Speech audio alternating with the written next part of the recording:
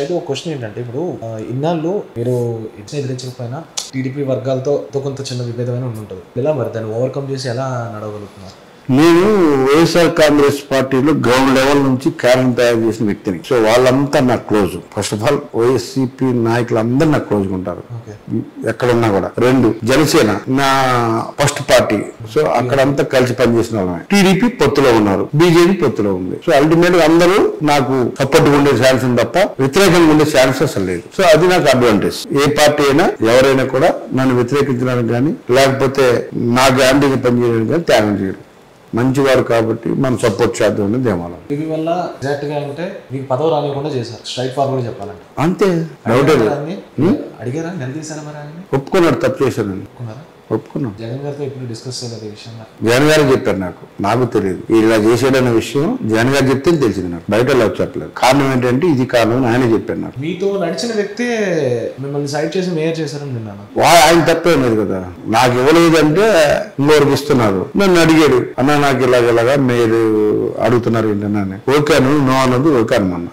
ఆయన ఓకే అన్నాడు. నాకు అయిపోతే వారికి ఇవ్వాలన్నా ఎవరికి ఇవ్వడు ఎందుకు? అంటే పదవి లేకపోతే ఏ రాజకీయ నాయకుడు ఉండలేదు కదా సార్. నాకు ఇవ్వకూడదు అనుకున్నప్పుడు ఎవరికి వరకు ఇచ్చేస్తారు కదా. అదేదో మా అన్నాడికే ఉంటే బెటర్ కదా. నాతో నడిచిన వ్యక్తి అన్నారు కదా మీరు. నాతో నడిచిన వ్యక్తి ఉంటేనే మంచిది కదా. నీకు ఇవ్వకూడదని నేను డిసైడ్ అయినప్పుడు ఇంకొకరికి ఇస్తాను తప్ప నాకు ఎవరు కదా. అందుకే ఎవరు ఇస్తాను ఓకే మంచిది. ఎలా నడిపించేస్తారు నేను మరి? ఏంటి అసలు మూలాధారం ఏంటి? జగన్మోహన్ గారు నమ్మి తప్పు చేసాం అంతే. మూలాధారాలు ఏమి లేవు. గుడ్డిగా నమ్మాం, సర్వస్వం దారిపోసాం, సర్వనాశనం చేశాడు. పొలిటికల్ కెరీర్ నాశనం చేశాడు. నేనే కాదు, ఈ రాష్ట్రంలో ఎంతో మంది జీవితాలు పాడు చేశాడు. ఆయన నమ్ముకున్న అందరూ పాడైపోయాడు. బాగా తిట్టిన వాళ్ళు, అమ్మ నాన్న ఆలి బూతులు తిట్టారు కదా, వాళ్ళందరూ ఇవాళ ఆయన దగ్గర తీసుకుని మంత్రులు చేసుకున్నాడు. ఆయన దేవుడు అన్న వాళ్ళందరూ పక్కన పెట్టేశాడు. అందరు లైఫ్ స్మాచ్ చేశాడు. ఆ ఎఫెక్ట్ రేపు ఎలక్షన్ కనపడుతుంది మీకు. దాని ఆయన సుక్కలు కనబడిపోతున్నాయి రేపు ఎలక్షన్. ఆయన చేసిన తప్పు ఇది. వాళ్ళందరూ విసుగు తగులుతుంది నీకు. ఖచ్చితంగా అదొక శాపంగా మారి చిత్తుగా ఓడిపోవడానికి అదొక రీజనం. ప్రజలందరూ గమనిస్తూ ఉంటారు. వంశీకృష్ణ గారు, మీ బిజినెస్ ఏంటి సార్? అంటే ఏదైనా రన్ చేయాలంటే ఏదో ఒక ఆధార్ ఉండాలి. తెలుసు, జనాలకు తెలియదు. మాది నేను ఐరన్ ఓర్ ఎక్స్పోర్ట్ చేస్తాను. అలాగే షిప్పింగ్ కంపెనీ ఉంది, ఒక స్టోన్ క్రషర్. ఇది మా బిజినెస్. ఇక్కడ మొత్తం ప్రాపర్ అంతా ఇక్కడ వైజాగ్ పోర్ట్ బేస్. ఎట్లా అసలు ఫస్ట్ ఎలా స్టార్ట్ అయింది జర్నీ? ఇక్కడ మా ఫ్యామిలీ సెటిల్. సో నేను చేశారు పొలిటికల్ గా చిరంజీవి కదా. చిరంజీవి గారి మీద అభిమానం తెలియాం కాదు, చాలా మంది ప్రచారం చేశారు కదా. అంటే అది నిజం అబద్ధం దగ్గర మీరు చెప్పండి. టికెట్లు అమ్ముకున్నారు, పార్టీ అమ్మేశారు, అవన్నీ అబద్ధాలు. ఎప్పుడు అసలు అలాంటి సిచ్యువేషన్ ఇప్పుడు లేదు అక్కడ.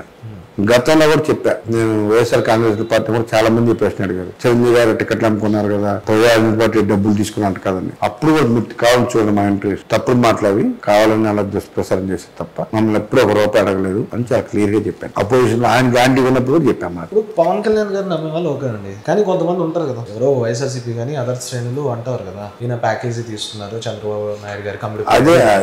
అదే చెప్తున్నాను మీకు. అసలు ప్యాకేజీ అనేది దూరం ఆయన అలాంటి వాటికి. కావాలని మాట్లాడి ఏదో ఒకటి బొరుద్దలావు కాబట్టి మొన్నటి దాకా నేను వైఎస్ఆర్ కాంగ్రెస్ పార్టీ ఉన్న రోజులు సాక్షి పేపర్లో కానీ సాక్షి ఛానల్లో కానీ నా గురించి వీరుడు సూర్యుడు ఎంత మంచి వాళ్ళు రాశారు.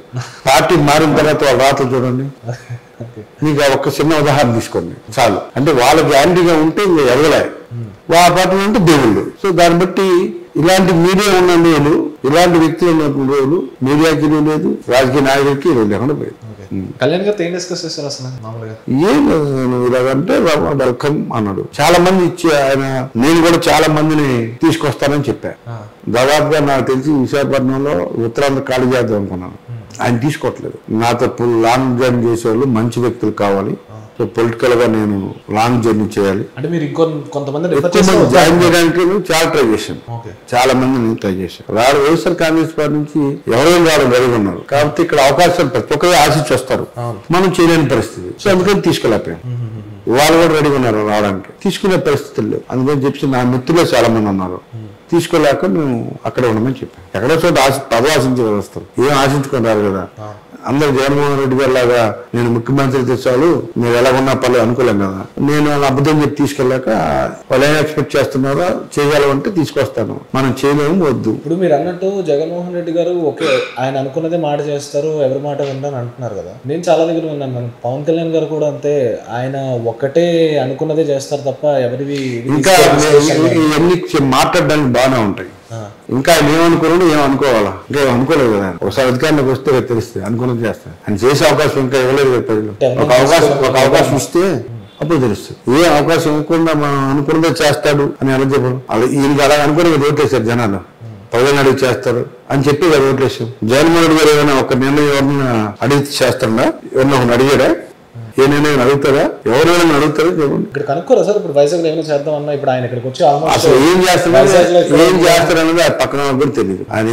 ఆయన ఏం చేసుకుపోతారో నాకు తెలియదు. ప్రజాస్వామ్యంలో అప్పుడు కాంగ్రెస్ పార్టీ ఉంది, బీజేపీ ఉంది, లేకపోతే టీడీపీ ఉంది. ఒక పార్టీ నిర్ణయం తీసుకున్నప్పుడు పొలిట్ బ్యూరో పెట్టి ఇది చేయాలనుకుంటున్నాం, ఇలా ఉంది అని డిస్కస్ చేసి ఎవరు బెటర్ క్యాండిడేట్ పోటీ చేయాలనుకో, ఈ క్యాండిడేట్ బెటరా, ఎవరు బెటర్ డిస్కస్ చేసి ఇలా ప్రజలు ఒక డిస్కస్ మంచి అవుట్పుట్ తీసుకుంటారు. ఇక్కడ ఏం లేదు, తన దగ్గరికి వెళ్ళారా, కాళ్ళ మీద దండం పెట్టారా, ఆయన అనుకున్నది ఆఫర్ చేస్తారా, అయిపోయిందే పని, అంతే సింపుల్. పక్కన వాళ్ళకి కనీసం జిల్లా ప్రెసిడెంట్ కూడా తెలియదు జాయినింగ్స్ అయితే, ఆ జిల్లాలో ఎవరు తెలియదు. ఆయన చేసుకుంటాడు.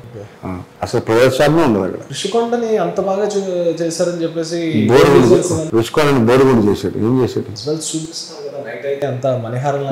నైట్ అయితే లైటింగ్ పెట్టా. అది ఒక అద్భుతమైన టూరిస్ట్ ప్లేస్. ఈ దేశంలో బ్లూ ఫ్లాగ్ ఉన్న బీచ్ లో అదొకటి. లక్షల్లో దాన్ని సందర్శిస్తారు నెలకి జనం. అలాంటి బీచ్ ని ఇవాళ కనుమరుగయ్యే పరిస్థితి తీసుకొచ్చాడు. అదే గానీ ఆయన అనుకున్నట్టు సీఎం చేస్తే ఆ బీచ్ క్లోజ్ చేయాలి, సెక్యూరిటీ పర్పస్ రీజన్స్ చూపించి ఆ బీచ్ ని డెవలప్ చేయకుండా ఆపేశారు. ప్రపోజల్ పెట్టారు మేము.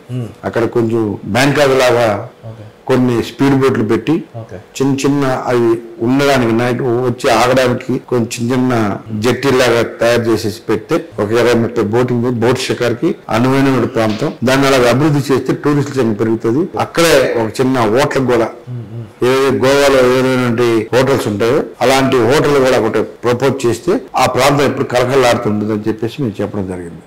అయితే ఎలా అవుతుంది ఇప్పుడు, అది అంతా సీఎం అది అవ్వదు, దానికి డెవలప్ చేయడం లేదు అని చెప్పేసి ఆఫీసర్. ఎందుకు సార్ సీఎం మరి అక్కడికి వెళ్ళి తీసుకెళ్లి పెట్టాల్సినంత అవసరం ఏముందంటారు? సీవీ కోసం సీవీ కర్మించాలండి.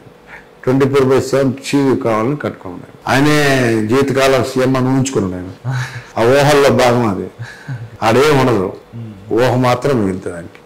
సీవ్యూ కావాలంటే ఇప్పుడు ఆర్కే బీచ్ రోడ్ పెద్దది ఉంది, సాడిజం అంతే అని అనుకోవడం జరిగిపోవాలి. అక్కడ అంతే చాలా ఉన్నాయి, చేస్తే చాలా ప్లేస్లు ఉన్నాయి, ఖాళీ ప్లేస్లు చాలా ఉన్నాయి. అదేందుకు చేయాలి? చుట్టూ రోడ్డు ఉండేది, దానికి కొండ చుట్టూరు నీట్గా ఉండేది. ప్రజలు గుంపులు వెళ్ళి అక్కడ హ్యాపీగా ఎంజాయ్ చేసేవాళ్ళు. ఇవాళ దాని పరిస్థితి చూడండి ఎలా ఉన్నాం. అందుకే విశాఖపట్నం ప్రజలు ఎప్పుడెప్పుడా ఈ ప్రభుత్వం దిద్దుదాము, దాన్ని ఆ ప్రాంతాన్ని శుభ్రంగా అభివృద్ధి చేసుకుందాం, మళ్ళీ దాన్ని ఒక టూరిస్ట్ హబ్ గా చేసుకుందాం, ఐటీ హిల్స్ కలకలాడేది చేసుకుందాం ఎదురు చూస్తా ఉన్నారు. యాక్చువల్ మొత్తం ఆంధ్రలో ఐటీ సెజ్ ఒక్కటి అనువైనది స్టార్ట్ అయింది వైజాగ్, అక్కడ రుషికొండ ఏరియాలో చూసుకుంటే ఐటీ సెజ్. ఇప్పుడు పరిస్థితి ఏంటి? మీ గవర్నమెంట్ వస్తే ఏం చేస్తారు? ప్రపంచ స్థాయిలో ఉన్న అన్ని కంపెనీలు తీసుకొచ్చి అక్కడ హెడ్ ఆఫీసులు పెట్టడానికి ప్రయత్నం చేయాలి, ఎంప్లాయ్మెంట్ జనరేట్ చేయాలి. సార్ వైఎస్ఆర్సీపీలో ఉన్నప్పుడు కూడా మీరైనా మీ పార్టీ వర్గాలైనా అదే అన్నారు సార్. లేదు మీకు అందరూ అదే చెప్తారు, నేను ఒక్కడే చెప్పింది నేను అనట్లేదు. మన ప్రయత్నం మనం చేస్తాం, 100% చేస్తాం, డౌట్ లేదు. ఈసారి ఖచ్చితంగా కంపెనీలు రావడానికి పవన్ కళ్యాణ్ గారు పదే చెప్తా ఉన్నారు. యువతను దృష్టిలో పెట్టుకుని ఎంప్లాయ్మెంట్ జనరేట్ చేయడం కోసం పెద్ద కంపెనీలు కావాలి, ఒక అనువైన ప్రదేశం కావాలి. యాక్చువల్ వచ్చేవాళ్ళు ఈయన పరిపాలన చూసి భయపడి రావట్లేదు. ఈయన ఏ క్షణంలో ఏ నిర్ణయం తీసుకుంటాడు, రాజధాని ఏదో ఏం అర్థం అవట్లేదు, ఎప్పుడు ఏ నిర్ణయం తీసుకున్నాడో తెలియక జనాలు అయోమయంలో పడి ఈ 5 సంవత్సరాల తర్వాత వద్దామని బయటకు వెళ్ళిపోయారు.